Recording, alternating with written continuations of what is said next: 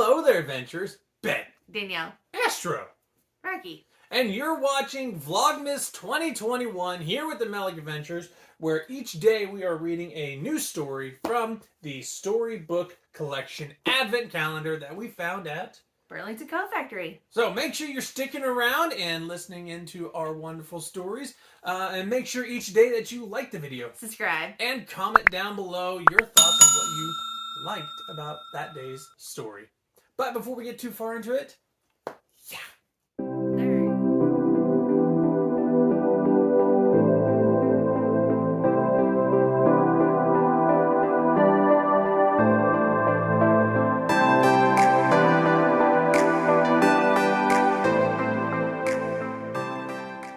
on the 5th day of Vlogmas, Melick Adventures read to me.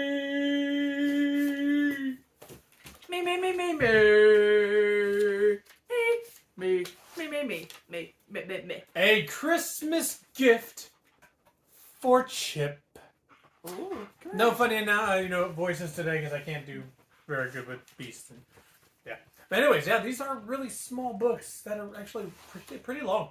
Let's get into it. A Christmas gift for Chip. It was Christmas Eve at the castle. The enchanted objects didn't usually exchange presents, but they loved to decorate the library and trim the tree. Belle was eager to help and placed a pair of her shoes by the fireplace. "What are you doing, Belle?" Chip asked. "When I was a little girl, my father and I would leave out our shoes on Christmas Eve for Papa Noel to fill with treats," Belle explained. In that moment, Belle missed her father very much.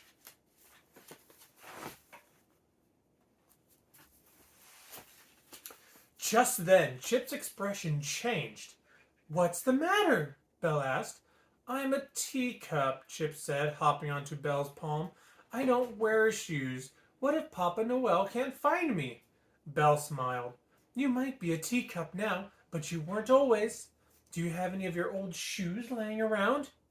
"Yep," Chip replied. "All the enchanted objects do." It's kind of creepy. Belle and Chip jumped into action. They raced from room to room, gathering up pairs of old shoes for Chip, Mrs. Potts, Lumiere, and Cogsworth.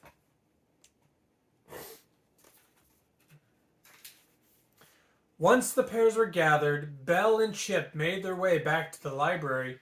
They neatly arranged the shoes in front of the fireplace, then took a step back to admire their work.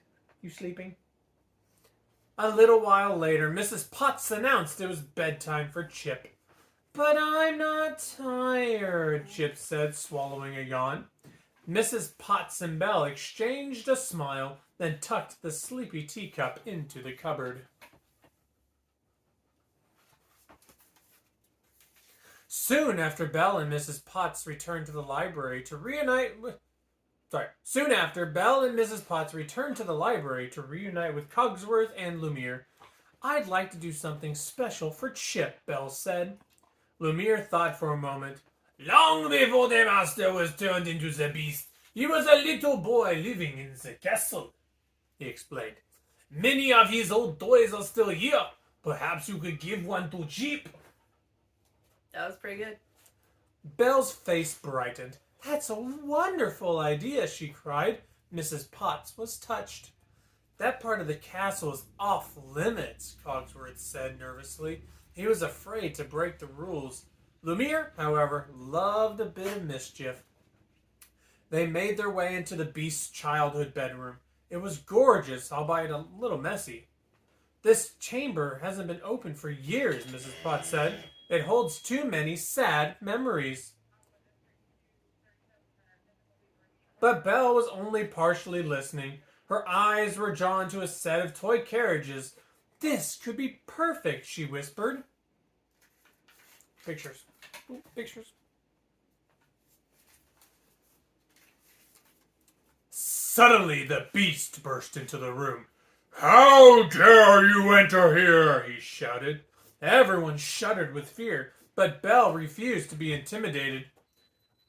"I was trying to find a gift for Chip," she said, finding her courage. "He helped me share the Papa Noel tradition with the castle, and I wanted to reward him for his kindness. It's Christmas Eve, after all. The Beast had no patience for this. "Get out!" he shouted. Faced with no other choice, Belle and the enchanted objects took refuge in the kitchen. "Is he always that unreasonable?" Belle asked. Mrs. Potts tried to explain. "Soon after he lost his mother, he lost his favorite toy she'd ever given him. A white horse with blue eyes and a black mane," she revealed. "Out of sadness and anger, he closed up that room forever along with his heart."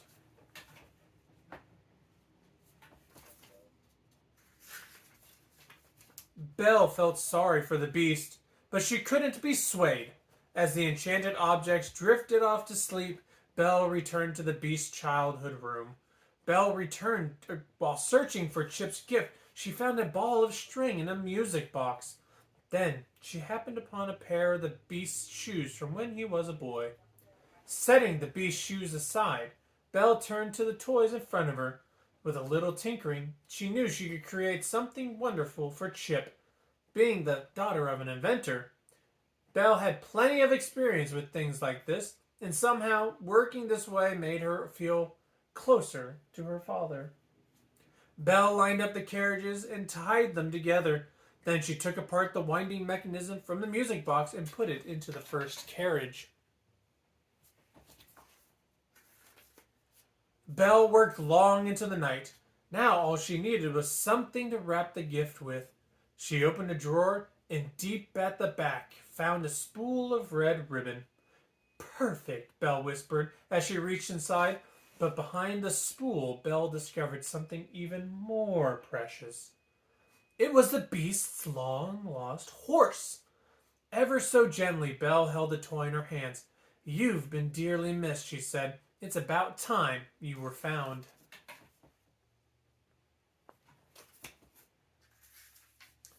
Belle knew exactly what she had to do next. First, she fashioned a few bows out of the red ribbon. She placed some on Chip's carriage and wrapped a large one around the toy horse's neck. Then she made her way to the Beast's current bedroom. She carefully placed the prince's shoes outside his door with the toy horse resting inside. She knocked, then slipped away.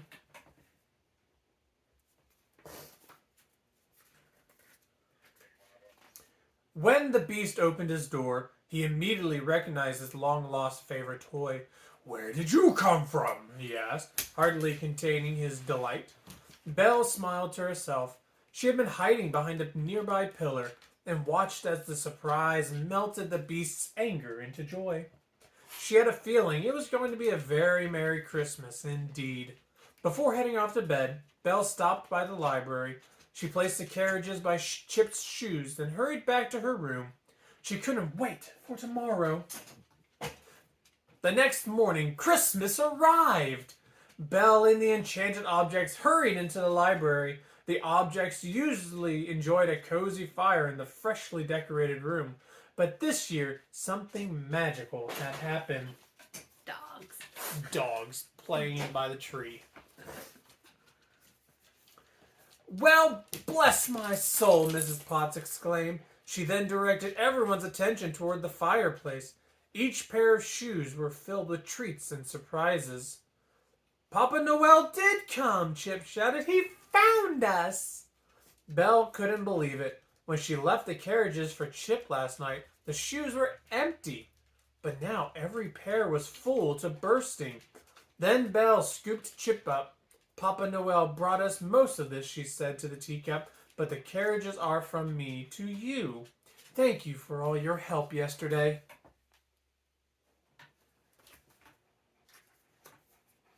"Wow," Chip replied. "Thanks, Belle." Belle smiled and then revealed the final surprise. "These may look like ordinary carriages, but they're not. These carriages can move on their own," she explained. She turned the crank and the carriages drove by themselves, as if by magic. Just then the Beast poked his head into the library. Belle convinced the Beast to join them, and he walked over to the fireplace. "I'm sorry I was so angry yesterday," the Beast confessed. "I didn't see you get angry," Chip said. "That's right," the Beast said, turning to the young teacup. "You didn't. but I heard you played a big role in bringing Papa Noel back to the castle. I don't remember what Beast sounds like. That's from my memory. Chip blushed and hopped onto the Beast's shoulder. The Beast presented Chip with a toy horse from his youth. This horse was very special to me, and it needs someone very special to look after it. I was hoping that could be you, the Beast explained. I'd be honored, Chip replied. A happy tear ran down Mrs. Potts' cheek, and Belle's heart swelled. It was the happiest Christmas that anyone could remember. The end. Well, I hope you guys enjoyed A Christmas Gift for Chip. Until next time, make sure you guys stay safe. Stay magical. And keep adventuring, and we'll see you on the next Vlogmas with the Melick Adventures. Bye.